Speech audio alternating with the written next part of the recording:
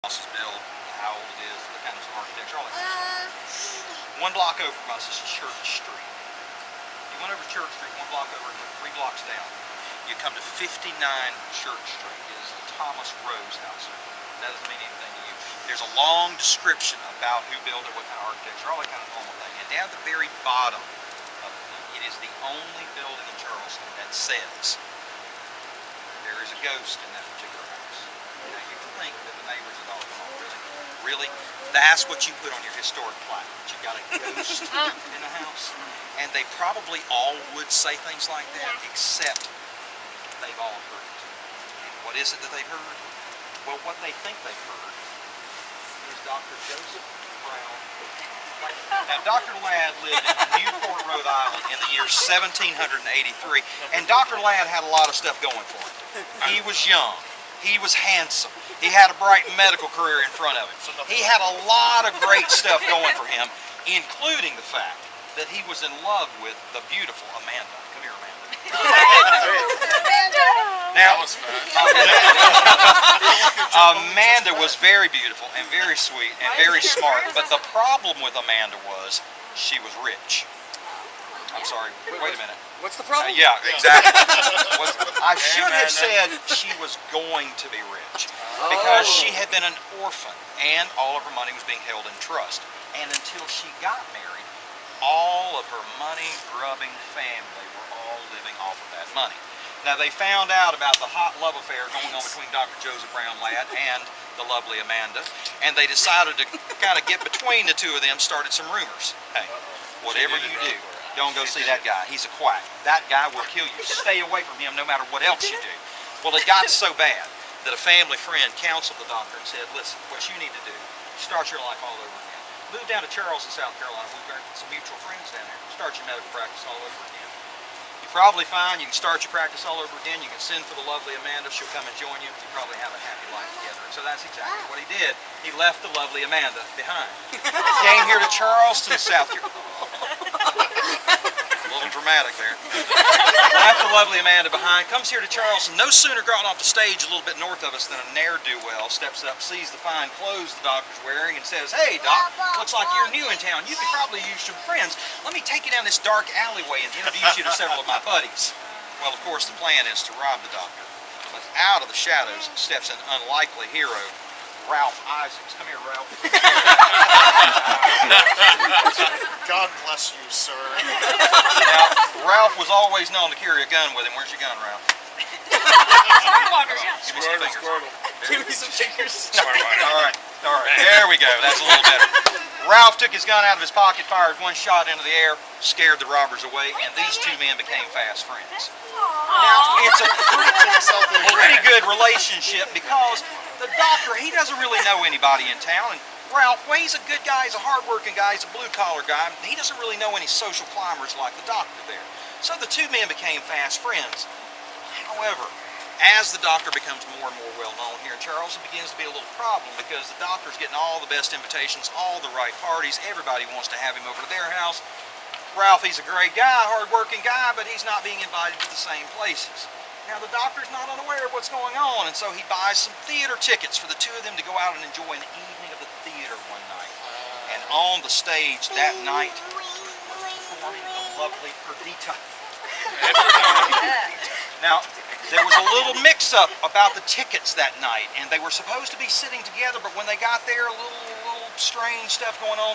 The doctor ends up in the the doctor ends up in the box seats upstairs. Poor Ralph. He ends up in the cheap seats downstairs, and on the stage that night, again, the lovely Perdita. Perdita, you need to do something dramatic for us real quick. That's actually nearly perfect. Because Perdita was very beautiful, not very talented.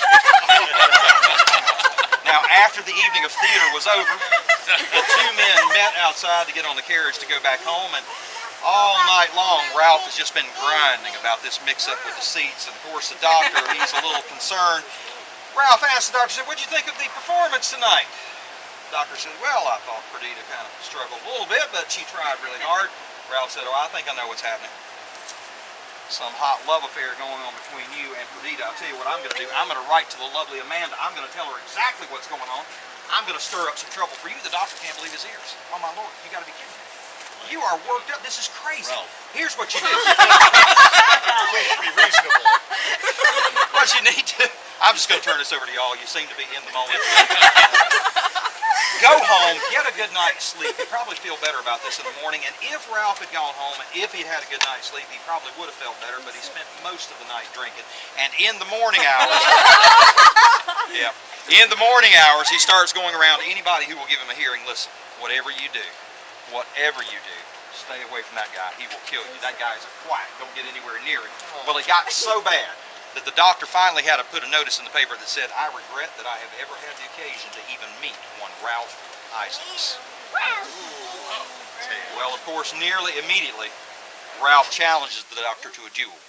Now, the doctor doesn't want to fight because he's not a man to take life. He's a man to give life. But his friends told him, look, if you don't go and answer this challenge, you can be branded a coward here in Charleston, and you'd be better off dead than to be that. Here's what you do. When you show up for the duel, take your gun. When you count off your paces, fire one shot into the air. You probably have a nice laugh over it. So that's exactly what they did. They met right here in the alleyway, back to back, back to back, back to back, guns in hand. Guns in hand. No, just one gun. Guns in hand. They stepped off one pace, turned around to fire, and the doctor did exactly as he had been instructed. He held his pistol in the air, fired that shot. But Ralph was not quite done being upset just yet, so he took careful aim, fired at the doctor, and hit him without.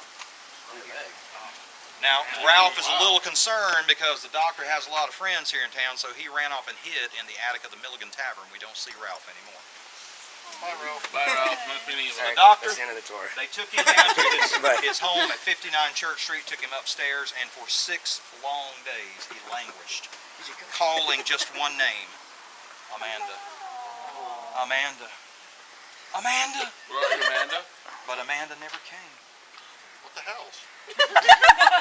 You don't seem too broken up about this, Amanda. That's better. After 6 long days, he died. And ever since that time, the people who live at 59 Church Street, all the generations since then, will tell you that they hear the doctor's footsteps going up and back to his room and hear him whistling the same tune that he always whistled on his way to work. And none of that would mean anything, except there is only just one other place in Charleston where those footsteps and that whistling have ever been heard. And that is right here. A little closer. Now, there is a challenge among the tour guides, and it's very simple. All you have to do is walk. That's all you have to do. All you have to do is walk. To start at that end of the alleyway and calmly and deliberately walk to that end of the alleyway. At midnight, alone, nobody with you, nobody waiting for you at either end. Just walk from that end of the alleyway to that end of the alleyway. That's all you have to do, and anybody can walk. I don't know anybody who has completed that challenge. Sometimes they hear something. Sometimes they feel something. Sometimes they see something. Sometimes they turn around and run out the other end. Sometimes they run all the way through. Sometimes they run out that little gate right there. But they never, ever finish walking. Now here, that in or does it matter? well, start at that end. Here is my challenge to you. Should you return tonight at midnight by yourself, no one with you, no one waiting for you at either end, and you calmly and deliberately walk by yourself from that end of the alleyway to that end of the alleyway, then I want you to contact Bulldog Tours, and I want them to get in touch with me, because I would like to know at least one person in my life who has actually completed that challenge. Have you done it? I didn't get this white hair by being stupid. Now, folks, we got to hoof it a little bit down to East Bay Street, so y'all just kind of stay with me. If we get too far from the stroller, you give me a holler and we'll kind of slow it down. This is a creepy little pathway down there, isn't it? It's pretty creepy down there, isn't it? Go ahead.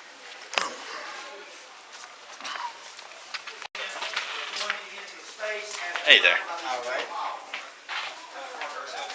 Give us a good orientation for what the building is, what it's built for.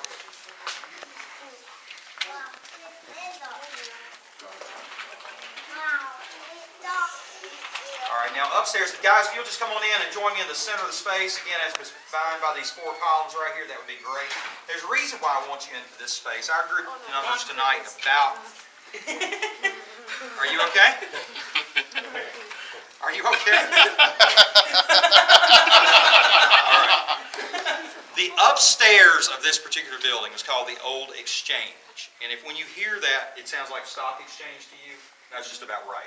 Anything that you could monetize, anything you could trade was traded upstairs. Rum, sugar, indigo, cotton, rice, slaves, anything that could be sold was sold upstairs. Stock exchange, that's what it was. Down here, this was only meant for storage. That's all it was ever built for. The British built this building. It was the last building that they built in Charleston. They completed it in 1771, and about 90 to 95% of the brickwork over your head, including the mortar work, is original to 1771. Okay? So it's a real piece of history sitting over your head right here. This was only storage. That's all it was ever meant to be. But when the British returned to Charleston in 1780 to take the city during the Revolutionary War, they started collecting prisoners. Now, some of them were robbers and prostitutes, but a lot of them were political prisoners, men of means, and they brought them down here. And the reason I wanted you in this space, which some of you have simply refused to do, is because what I want you to imagine is this. Let's imagine that there are bars across this opening, this opening, and this opening. Let's imagine that for the next 5 days, all of us, and none of us know each other very well, of course, all of us are going to live right here in this space as defined by these 4 columns. Now, whatever we need to do, that's what we're going to do here. We're going to eat here. We're going to sleep here. Do you have any bodily functions you need to perform in the next 5 days? All of that's going to happen right here. I'll be good. I don't know. Well, I don't hope. And I bet when you do, it smells like fresh cut grass. Let's imagine for 5. That's the weirdest thing I've ever said in this space. Let's imagine for 5 days we're all going to live here. How long do you think it's going to take before people start getting sick? The air's not good. The water's not good. There's no real sanitation here. Just buckets. That's all we've got. 5 days stretches into 5 weeks. Stretches into 5 months. People start dying down here. That's why this building has 2 different names. It's known as the Old Exchange, that's upstairs, and Provost Dungeon. Provost is just a word that means military. Dungeon, those describe the conditions here. And that's what people were talking about. And not to wave the flag too much for you tonight, but 3 of the signers of the Declaration of Independence were held right down here in those conditions. So for them, freedom was not an academic exercise. It was something that they paid dearly for. Now, to understand the space a little bit better about where you're standing, I have to get you to shift just a little bit back this direction. There's a model sitting over here, and you don't have to get real close to see it, but I do want you to see a little bit of it. Imagine we had a way through. So if you want to, we're right here, you need us to move back, we can do that in a minute. Talk about this model over here beside us. Come on a little bit closer, we'll let this group pass behind us. This model is supposed to be a building called the Court of Guard. Now, if that sounds like guardhouse to you, that's just about right. Okay, it sat on something called the Half Moon Battery. You can see where they got that name from. Half moon describes a shape. Battery, that's gun emplacement. And the reason we know that we're standing just about where the Court of Guard would have been is because that wall right here is this wall right here. What you're looking at behind us here, you can spread out because it's on both sides. What you're looking at here is the only place in Charleston where you can see an exposed portion of the seawall from 1704. These are imported handmade bricks. About 17 million bricks were brought to Charleston to build this particular seawall.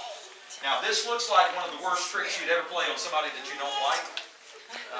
This set of stairs that drops right into the moat.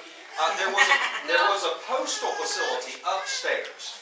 And about 20 years ago, they were using this down here as storage space, just like it had been originally. That stairway led down onto this floor. But about 20 years ago, an archaeological dig found this wall. And so they cut the stairway off there to just remind you that this was used as storage space at one time. They never threw anybody off those stairs into the moat. But you can see, this is the seawall. You see how much closer the water used to be here in Charleston than it is today. And it is that's not water that they put down there. That's water that continues to seep in through the ground right there. Somebody asked me a little while ago about the coins. The coins are just coins that people have thrown in there over the years, making a wish, that kind of thing. The rat up there on the stairs is a fake rat, but it's not that we don't occasionally see the real thing down here. Moving on through here, back through the group. I was telling you about the court of guard just a minute ago, and the reason I mentioned the court of guard is because of these guys over here. You would kind of step back over this direction. Now, the court of guard is the place where the pirates were held, and if I ask you to name me one famous pirate, what would be the first name came to mind? If you say, okay, thank you. We're not saying Jack Sparrow. All right. Blackbeard and his band of pirates came to Charleston in May of 1780. May of 1780. Come on, Dennis. December is 1718 is when they were hung. May of 1718 is when they came here. Got my centuries mixed up on the other part I was telling you. December of 1718 is when they were hung, but in May of 1718, Blackbeard and his pirates came to Charleston. Now, they sailed 4 ships into the mouth of the harbor. They captured 200 people and threatened to send their severed heads to the mayor of Charleston unless they got what they wanted. And what do pirates ever want? Booty. Well, okay, booty. This time it wasn't gold or rum. This time it was medication. Seems they had been a little too friendly with women who are a little too friendly. And the saying in the day was, one night with Venus, a lifetime of Mercury. That's what they came here looking for. They got the medication that they wanted and sailed out of Charles's harbor, but the city didn't like being held hostage, not even for medication. So they sent a man to hunt down Blackbeard. His name was Colonel William Rhett. Now, you've probably never heard of him before, but if you've ever seen the movie Gone with the Wind, you might remember Rhett Butler. Okay, half of Rhett Butler's name comes from Colonel William Rhett, the other half from Pierce Butler, one of the 4 men from South Carolina that signed the U.S. Constitution. Colonel William Rhett didn't manage to capture Blackbeard, but he did catch his partner. That's who this is supposed to be, Captain Bonnet. Brought Bonnet and 29 other pirates back to Charleston, took them down there to the battery, and down there today there's a marker taller and wider than I am that it says in December of that year they hung 30 of them by the neck until dead. They left their bodies swinging in the breeze for 4 days, and then cut them down, and instead of burying them, they just drug them out into the marsh mud and threw them face down and let the fish and crabs finish them off, as a warning to anybody else that ever thought about coming to Charleston to hold it hostage. It did not happen twice. Okay? But the reason I mention the pirates and the court of guard location and all that is because of these chains right here. Now, I really am not the kind of person who tries to spook things up, because I believe this space is an interesting space to be in regardless. But these chains move. Now, of course chains move. You can take your hand and move it just like this. And if they just moved like that, that wouldn't be anything unusual. But that's not all that they do. I have been down here some evenings and watched them go up and down. I have not been down here on the evenings, however, when the chains were spinning around in a circle with no one doing that. The night that happened, we had a guide down here at Bulldog. She had her tour of 20 people down here. She had the flashlight. She saw the chains spinning around in a circle. She started screaming. She took the only flashlight in the group and ran screaming out of the room. Her group had no idea what was going on, so of course they all started screaming and ran out right behind her. Waiting outside, another group of 20 people and their guide waiting to come into the dungeon. We do have guides that won't work down here anymore because they've had some very bizarre experiences. It is a strange little place. The reason the pirates are suspect about the chains is because the pirates used to say that if they weren't properly buried, that they would wander the earth throughout eternity. And some people believe that perhaps the chains movement relates to the pirates' ongoing activity here. Whether you believe that or not, that's up to you. But here's what I want you to do for the next few minutes. I want you to explore a little bit. Now, we've got a group back there, so we can't really go back there just yet. This space over here on this side and that space over there on that side are educational, so there's not really anything for you to see right there. But if you want to take a selfie, this is a great place to do that. If you want to take a photograph of 2 or 3 of your friends that are here for the big beard and mustache wahoo, then this is a great place to do that. For the next few minutes, if you've got a phone that'll take pictures or a camera with you, take a few pictures, because the strangest things that we ever see around Charleston are photographs, and most of them are taken in this space. So find a column to lean against, or find a doorway to stand in, something like that, and take a picture or two. Just kind of explore a little bit. If you want to move back over that way where it's light and take some pictures, you can certainly do that. We want to stay out of that group until they start breaking up. They'll be moving out into the space here in just a minute as well. But I'll let you know when it's time for us to roll out here in just a couple of minutes, okay? But until then, feel free to take a picture or two, okay? We need to move further into space. Y'all move against that door over there and get your picture taken. That's a nice backdrop. Okay, well, you stay right here. I'm just saying. All right, ready?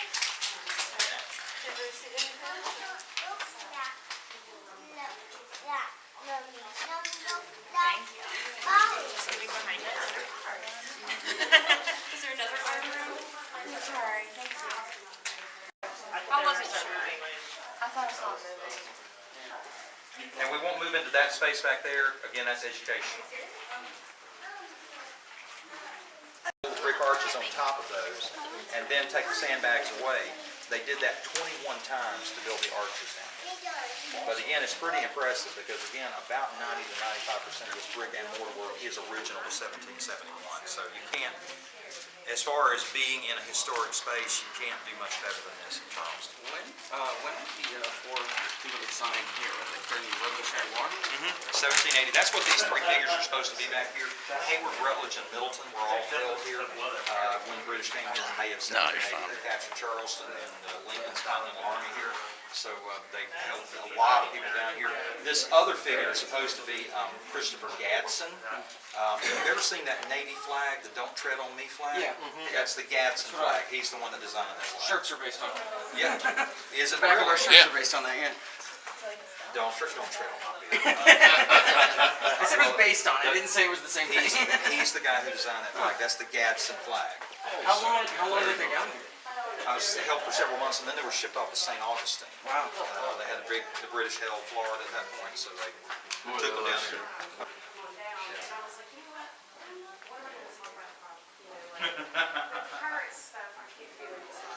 Right, right. So I was like, this is going down.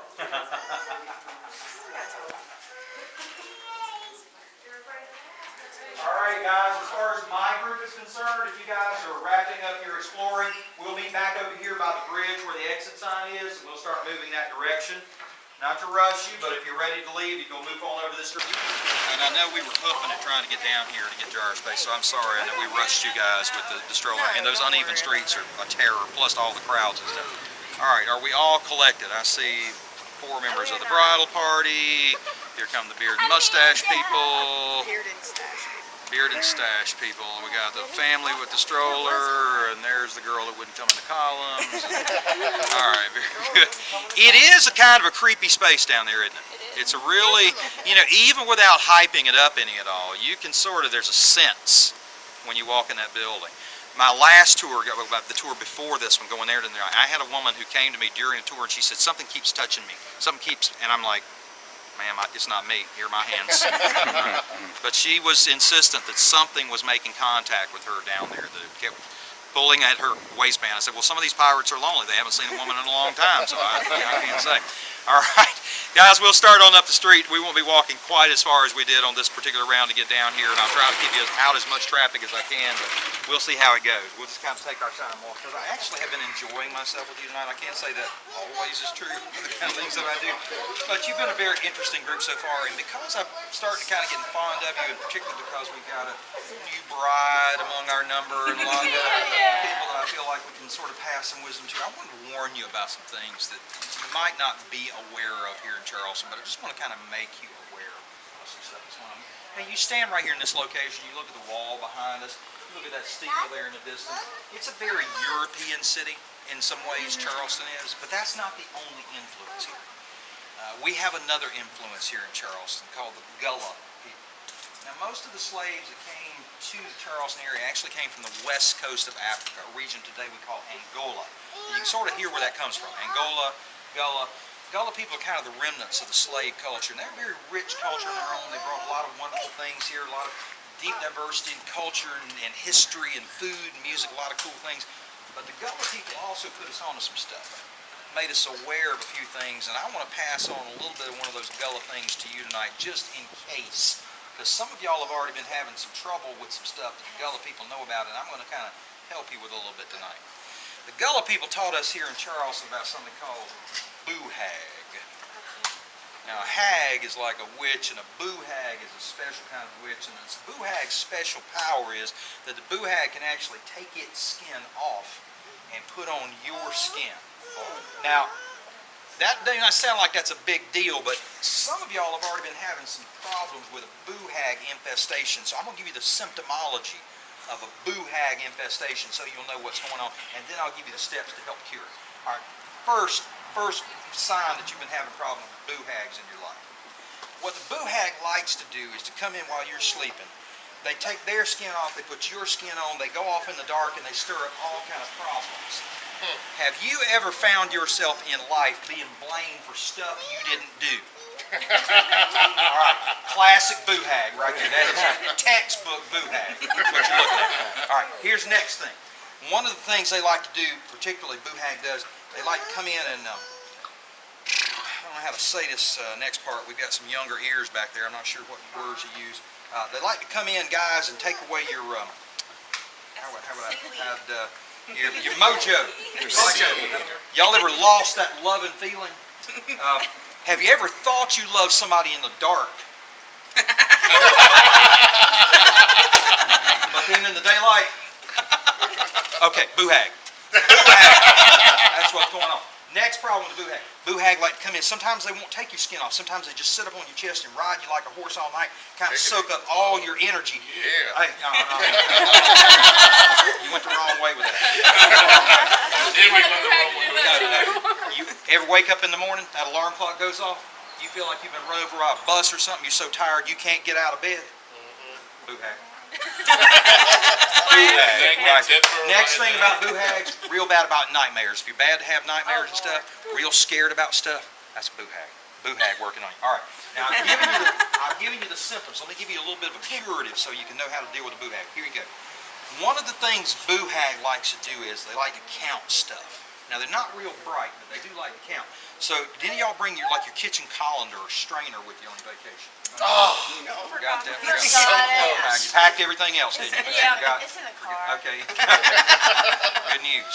Good news then. All right. See, if you put that colander on your door, they like to stand there and they like to count everything. But again, not too bright. They lose their place. Have to start all over again. Daylight comes. They got to leave.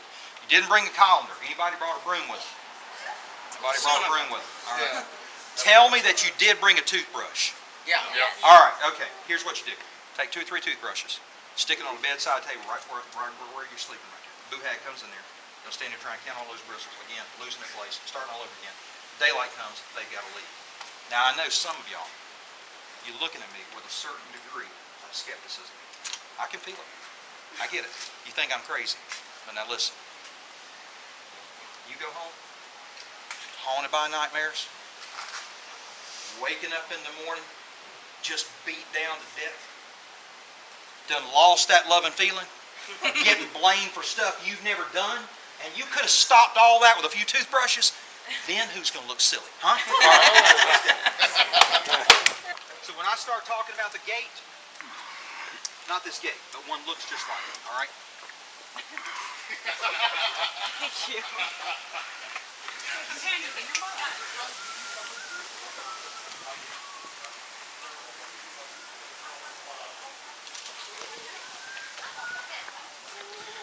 Steeple lean ever so slightly back this way.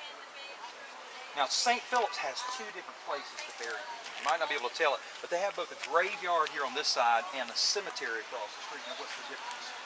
The church building. If it's touching a church building, it can be called the graveyard or the church building. A cemetery can be either sacred or secular, but it cannot be touching a church building. That's the difference in a graveyard and a cemetery. And the way they say it here in Charleston is that you're either from Charleston or you're from off. O-F-F.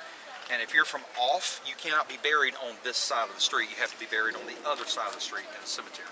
So you want to kind of think of this as like the home and the visitor section, kind of the way that works. And if your next question is, are they really still burying people on this side of the street? Then the answer to that is yes, they are. Because they recycle graves. Y'all recycle? Of course. What do they do with the old bodies?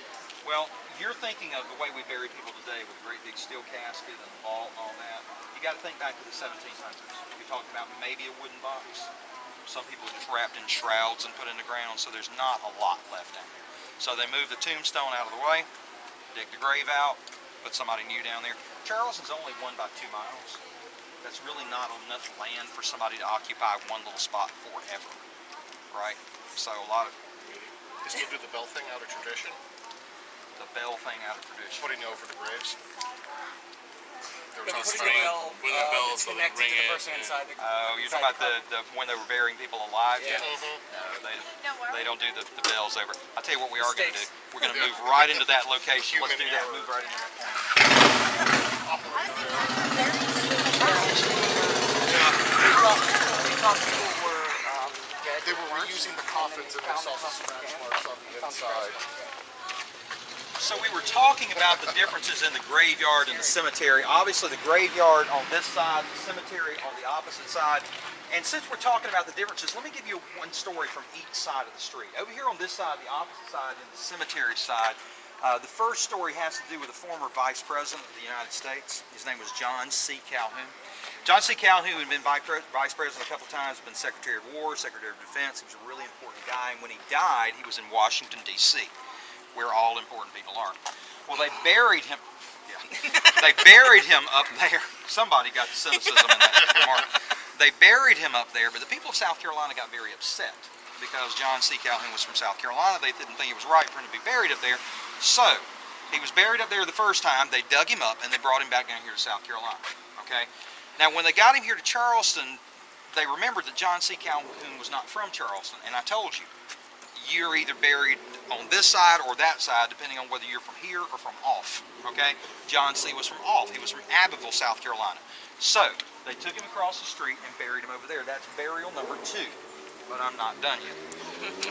Just prior to the Civil War, people got very concerned because John C. Calhoun had been a fool wandering back and forth across the street. Doesn't look like he knows where to lay down. It might be John C. Calhoun. Some people said John C. Calhoun crossed the street more to go to church after he died than he did while he was breathing. Okay. The next story comes from the graveyard side, and hands down, it is absolutely my favorite story here in Charleston. Now, in order to explain this story,